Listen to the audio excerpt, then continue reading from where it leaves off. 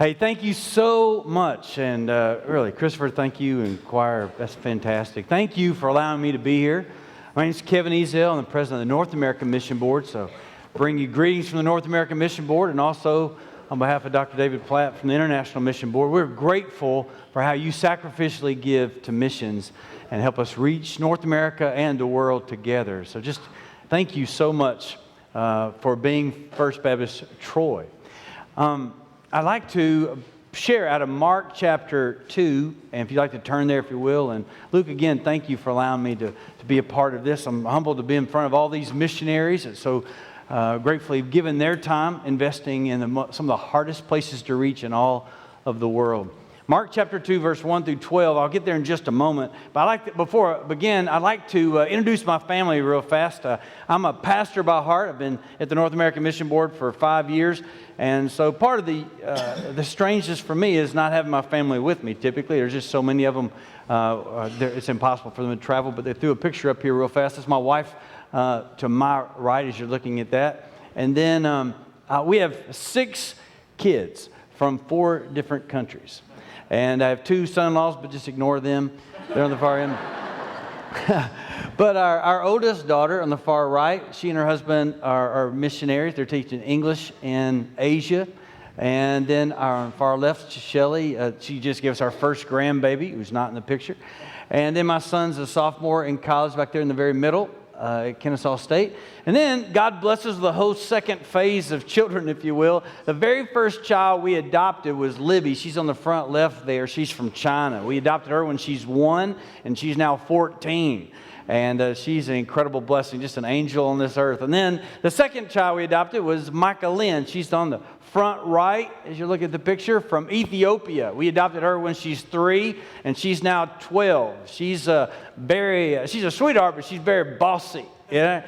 Normally, a picture of her has her hand on her hip because that's where she likes it.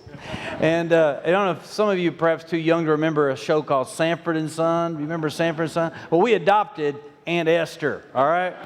And she will just tell you. She went to a neighbor's house when we first moved to Alpharetta.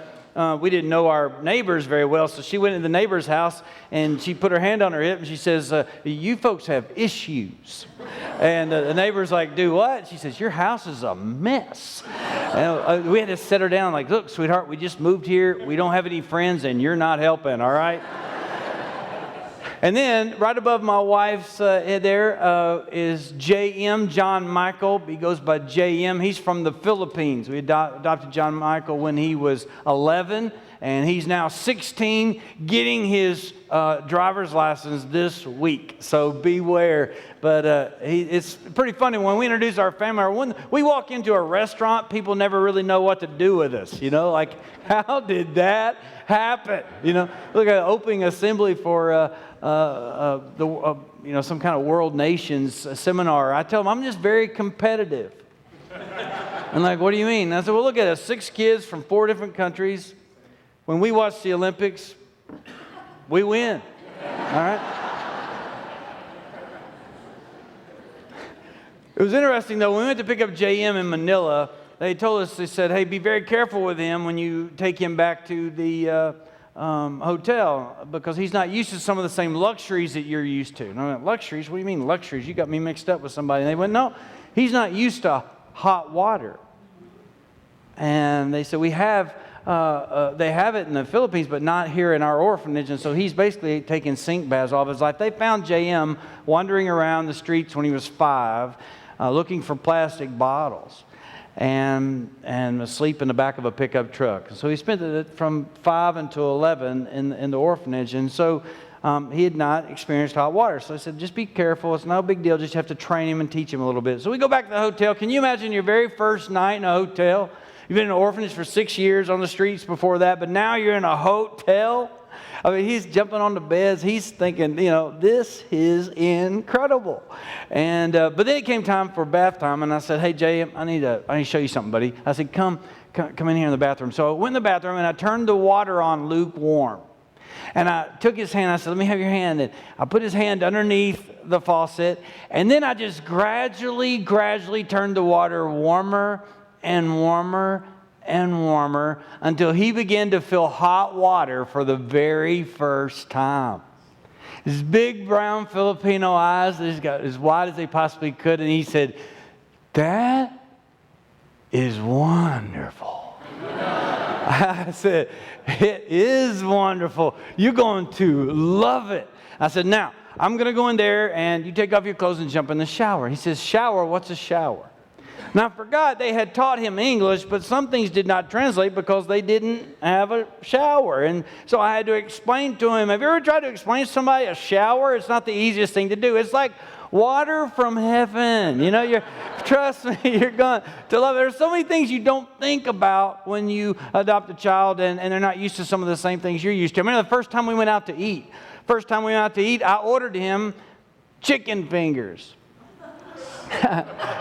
He's like, "No! No, I not eat chicken fingers. No, I not eat chicken fingers." I went, No, son, they're not chicken fingers. That's just what they call them." He said, "Well, what did they call them, Dad?" And I said, I don't really know." You can only imagine the first time we had buffalo wings, you know? I mean, every night at our house, it's an international conflict. It really, it's something else. But I'll never forget, 40 minutes later when he comes out of the shower, smelling good with his matchy pajamas on, I began to think when I went to bed that night, 11-year-olds typically aren't that excited about hot water. I mean, still to this day, if we say, "Hey, Jay, time to take a bath or shower," boom, he is up there because he still hasn't forgotten what it's like not to have it. It really made me begin to think about, how incredibly spoiled we are. I mean, an incredible facility. This is incredible. In an air-conditioned or heated facility. I mean, you're blessed in so many ways, but we so often take little things for granted. It's even like hot water. Let me ask, hey, son, right there in the yellow shirt with the gray vest, right there. Yeah, no. Hey, what's your name? Jordan. Hey, Jordan. I picked you because you're like one of the cleanest people in this entire section. So, Jordan, be honest. Be straight up honest. When you took, and I'm assuming you took a bath and a shower in the last 3 days. So when you did that and you felt that hot water, did you go like, "Yes, hot water"? You didn't do that? You see, folks, Jordan here, he's what's wrong with America. All right? I mean, that's ridiculous. How unappreciative. But honestly, as Jordan would tell you, none of us probably did that. I mean, we didn't think twice about it because we're used to it. The same thing is true when it comes to churches. Sometimes when you live in the South, as I live in Atlanta, we get used to churches. When you drive by churches, there was one by my hotel, and there's several churches even on the way as I drove here today. You're used to it, and there's a comfort to that and a security to that, and it's a good thing. But we can somehow start to believe that it's this way everywhere, and it's just not. You see, the majority of churches are in the South. As I often say, they're in the SEC and the ACC. It's the other conferences we're having trouble with. But let me give you an example. The most churched state in all of North America is Mississippi. In Mississippi, there is one Southern Baptist church for every 1,395 people. Now, missiologists tell you that you need one church for every 1,000 to 2,000 people. Okay? So we'd say, hey, that's something we wish, in a sense, every state was like. You say, well, what's Alabama? In Alabama, there's one Southern Baptist church for every 1,466 people. What we'd say is we wish every state was like Alabama. We wish every state was like that, where there were enough churches to be able to reach people and do it effectively, where everyone would have access to a church somewhere. But the fact is, it's just not that way. Some of our finest missionaries here are from a place called New York City. In New York, there's one church for over 57,000 people. And then you go to New Jersey, and it's one for every 75,000. You go to Canada, it's one for every 717,000 people. There are places in Canada where you can drive for 3 hours, and not drive by another church. When you think of the North American Mission Board, our strategy is called Send North America. The idea behind that is that we send people from where there are churches to where there are none. And we plant churches. You say, well, plant churches. And so often when you say that, people go, oh, what do we need more churches for? It's because you assume that there's as many other places as there are here. Let me tell you a story. Did you know something? There's something that happened 160 years ago. 160 years ago, there was a man who began to meet with a small group of people. It was about 16 people in all. They began to have a Bible study, and then eventually, in 1850, they established and became a church. Those 16 people had no idea what God was really going to do with what they had started. But they, by faith, did. They had no money. They had no place to meet, really, other than their homes. No facility, if you will. But they began to meet. And that 16 became 20. That 20 became 50. That 50 became 100. They began to grow. And then people began to even leave that church and go to other places and invest. And they began to plant churches. And thousands of people come to know Christ because of those 16 people. Somebody cared enough to plant a church. Those 16 people. The guy who did that, his name was Brother Worthy. You know who that guy is? He's the guy who planted this church. You are the 16 people. And God, over the last 165 years, has used you to send people literally all over the world as you've given and as you've gone. Many of you today could stand and say, you know, I've been blessed because of First Baptist Troy. I was saved because of First. I've been God because, you know what? You owe the fact that one man, Brother Worthy, was faithful to what God had called him to do, saw a spiritual need in a place called Troy, Alabama, and planted a church. You know what's interesting? Every one of you today, if I had time, I'd go around and ask you what your birthday is. I wouldn't ask the year. I'd just ask the date. But every one of you have a birth date. You know what? That's something you have in common with churches. Churches have birth dates. James planted his church in Brooklyn April 2014. I mean, he's just almost 2 years old at his church.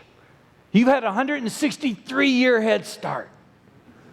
But you know what I like to think about? It's what's it going to impact? What's the impact of his church going to have in Brooklyn, in New York City, in 5 years, 10 years, 20 years?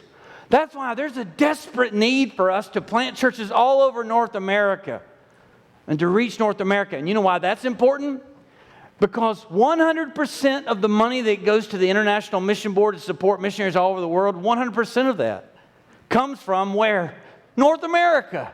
So the stronger our churches are here in North America, the stronger the whole missions enterprise is around the world. In Mark chapter 2, hey Luke, I didn't bring my phone up here, and there's not a clock at all, and I'll go to 3:30 if you don't. Hey, throw my, will you? Hey, all right, at 11:15, just stand up and sing Dixie or something. All right, here we go. I was like, oh no, I don't know what I'm going to do. I can't see. All right, Mark chapter 2, verse 1 through 12. You're going to have to listen fast, all right? Because I'm going to go fast through this, and we'll throw it up on the screen as well. And when he returned to Capernaum, that being Jesus, after some days, it was reported that he was at home. And many were gathered together, so that there was no more room, not even at the door. They were jammed in there like sardines, basically. And he was preaching the word to them. And they came, bringing to him a paralytic carried by 4 men. And when they could not get near him because of the crowd, they removed the roof above him. And when Jesus saw their faith, he said to the paralytic, "Son, your sins are forgiven." Now, some of the scribes were sitting there questioning in their hearts. I always get a kick out of that verse. Some of the scribes were sitting there questioning in their hearts. They were criticizing You know, when I pastored, it was funny. I had people in my church who I believe they felt that criticism was a spiritual gift, you know? You preach and you look out there and you just know they're questioning in their heart. You know, hey, brother, just stand and lead us in a word of criticism. I can tell you got it on your heart. Why does this man speak like that? They were thinking he is blaspheming. Who can forgive sins but God alone? And immediately Jesus, perceiving in his spirit that they questioned within themselves, said to them, Jesus knew what they were thinking. I'm glad I don't know what you're thinking right now. Trust me. Why do you question these things in your hearts? Which is easier, to say to the paralytic, your sins are forgiven, or to say, rise, take up your bed, and walk? But that you may know, what's this? That the Son of Man has authority on earth to forgive sins. So he said to the paralytic, I say to you, rise, pick up your bed, and go home. And he arose and immediately picked up his bed and went out from them all, so that they were all amazed and glorified God, saying, hey, if you would, help me read that last part. You ready? Here we go. We never saw anything like this. All right, let's do it again, because a couple of you did not participate. All right? All right, here we go. Let's do it. And hey, you won the national championship. You can be a little louder than that, all right? All right. We never saw anything like this. That's right. We've never seen anything like this before. Now, let's rewind and walk ourselves through this story. Now, I love the Gospel of Mark. One of the reasons I like the Gospel of Mark is because I believe Mark had an attention disorder. If you read the Gospel of Mark, you read a few verses, then he switches topics, boom, and then he switches topics, and boom. I love that, because that's a lot like me. It's very difficult for me to preach when there's open windows, because I'll be preaching and like, there goes a bird. I get very distracted. I just get very, very distracted. And so Mark does that. And so what's interesting about Mark is he doesn't give a lot of details. You notice he flies at 30,000 feet. He doesn't give details. And my wife gets on to me all the time about that. She'll say, hey, did so-and-so have a baby? I said, yeah, they had their baby. A boy or girl? It was a baby. How much did it weigh? Don't know. I don't know what they named it, but I do know they had a baby. All right? It was very general, not detailed. That's how Mark is. It's interesting when you look at this story. He stays at 30,000 feet and doesn't tell us a lot of the details. We don't even know the names of those 4 guys who brought the paralytic to Jesus. Let's just go back and rewind a little bit. Here's what happened. Jesus is in the house. Word had gotten out that Jesus was coming, and he's in the house, and the place was jam-packed. Overflow was overflowing. But meanwhile, on the other side of town, there were some guys who they had heard that Jesus was coming. We don't know how many or details of who actually initiated it, because Mark didn't tell us.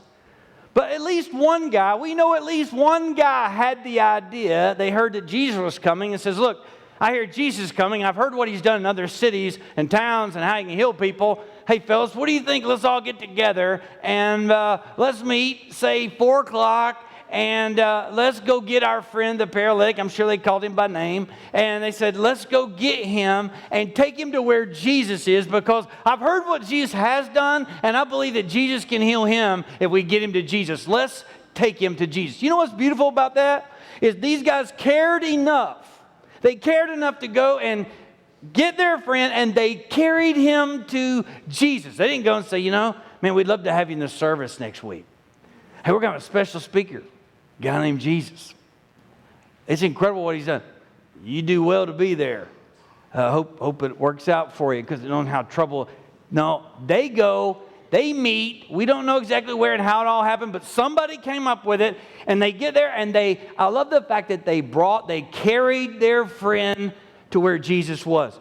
Then something happens that they never anticipated. They get there, and the place is packed. Now, there's biblical evidence here that these men are not Baptist. They get there, the place is packed, and they stay. A good Baptist gets there and says, well, Lord, we tried. We'll go on to the Piccadilly. You know what I mean? They just on to the nearest. But think about it. These guys get there, they're carrying the guy, they can't get in. And so I get the biggest kick out of how Mark does this. He says, so, they get there, the place is packed, so they put him up on the roof, they tear a hole in the roof, they lower him down to where Jesus was. Like it happens every Sunday. Now think about what had to go on here. They get there, it's packed. So I believe in a good spirit of football, they had a huddle. They got together and said, hey, boys, what are we going to do? I mean, we didn't anticipate this. I mean, what do you think? And I'm sure out of 4 people, there had to be a negative guy there. And I'm sure he was kind of like the Eeyore, you know? He's always rounding down. I knew this wasn't a good idea. You know, we should have come to the evening service. You know, I mean, it's always, I'm sure he was rounding down. But we're not told because Mark doesn't tell us. But I'm sure there had to be. There was at least one guy says, hey, fellas, I got an idea. I don't think I'm crazy. Let me tell you the whole thing. Here's what we're going to do. Now, what we're going to do is we're going to take him and we're going to put him on the roof.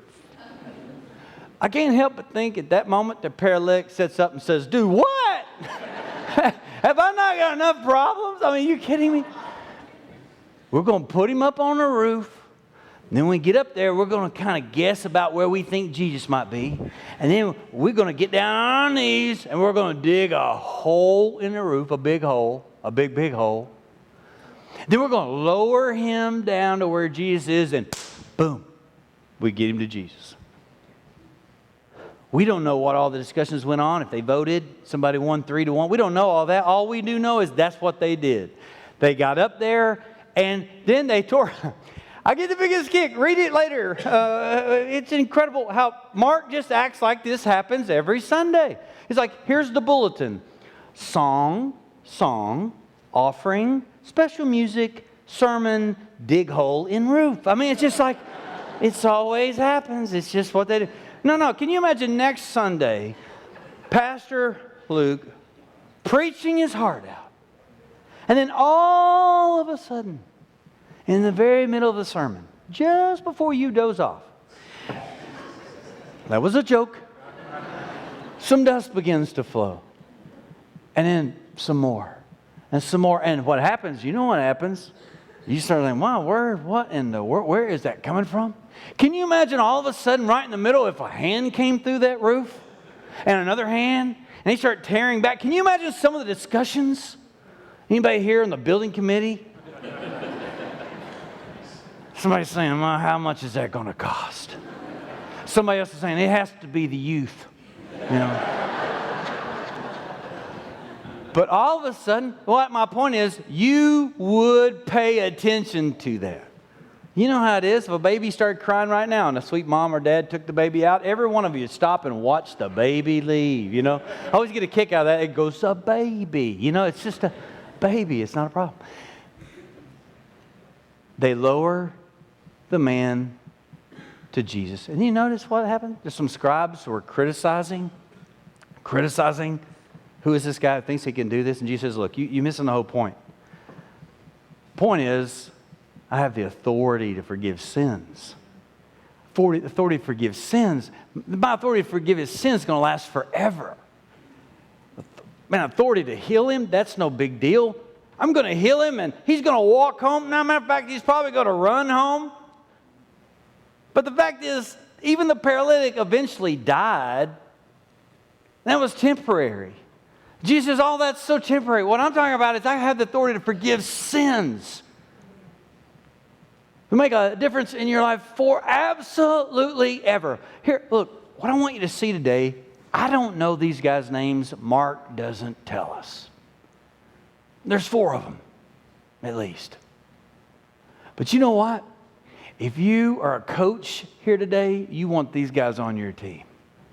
If you own a business today, you want these guys working for you. You know why? We don't know their names, but we know the heartbeat of their heart. We know the theme and the thrust of what they live. We know their passion. You know what their passion is? Whatever it takes. I love that. These men had grit. whatever it takes.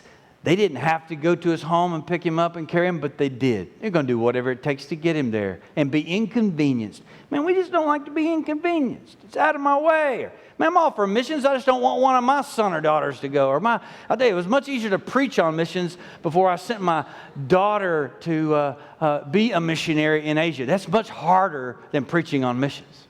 We don't like to be inconvenienced. They're inconvenienced. They take him, get him there. They could have easily said, okay, well, we'll do it another time. Or no. They said, no, we came here to get him to Jesus. We're going to get him to Jesus. Look, we have got to have that same tenacity and passion about getting the gospel out, not only to Alabama, not only to North America, but all around the world. There are people who do not know Jesus Christ. There are cities in North America that do not even have one evangelical church. That's not fair. That's not right. And it's our responsibility to send people and send the message there as we give.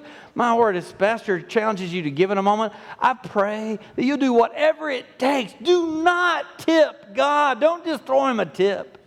You invest in a way where it hurts, and you sacrifice. Why? Because he deserves it. And it's up to us to do whatever it takes. There are people every day who are dying and going to hell. That's the reason these missionaries have a passion to leave their families and to do what they do. Our goal this year and every year is to plant at least 1,200 churches. 1,200. That's easy math. That's 100 a month. I'm not a math major. I just figured that out on my own. 100 a month. That's roughly on average 25 a week that you help plant because you give to the cooperative program, you give to the Annie Armstrong offering, you give to Lottie Moon, Christmas. But 25 churches in North America we plant every. That's why every Sunday, just before they begin the music, at 10:14, I want you to remember every Sunday at 10:14 that today, on average today, there's 25 churches being planted somewhere. And you pray for those 25 church planters, wherever they may be, Montana, California, Maine, New York City, Pittsburgh, LA, San Francisco, 25 every Sunday. We must do whatever it takes to get the word out. I was just in Cuba the other day. An interesting thing about Cuba, did you know that you own the majority of the Baptist churches in Cuba? You do. You know why I know that? Because the deeds to the properties of those churches are at the North American Mission Board in our vault. There was a lady by the name of Annie Armstrong who went in and began to purchase facilities, and she actually purchased a theater in downtown Havana, turned it into a church, and now it's the largest church in Cuba. It's where they have the Cuba National Convention, Baptist Convention there. I was there when all those pastors were there, and it was incredible.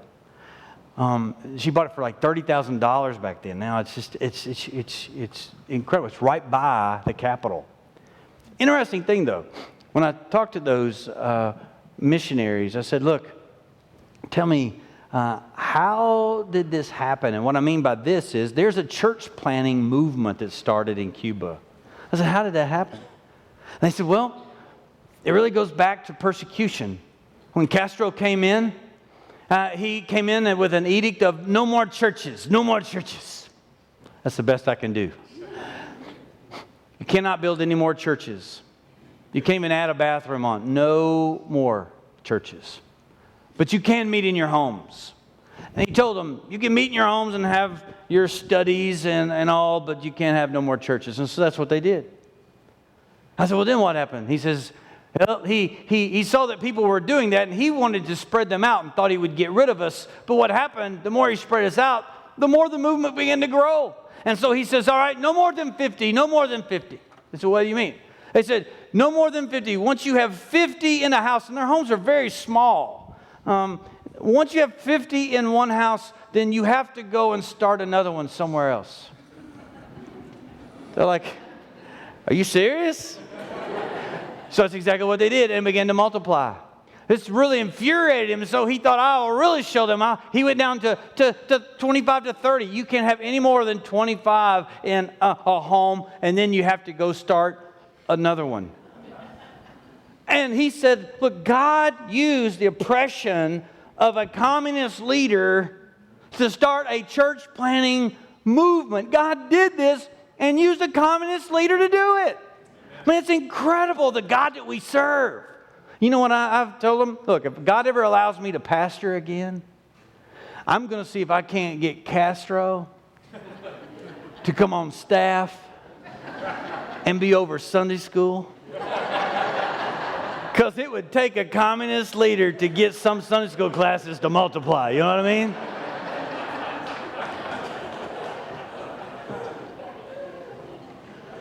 I just want you to know that there is no end to what God can do when we have a whatever it takes attitude.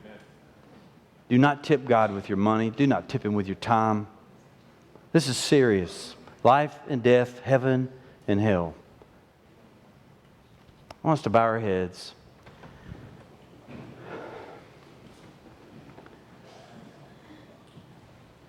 Today, if you do not know Jesus Christ in a personal way, look, that's the reason this church was started over 165 years ago by Brother Worthy.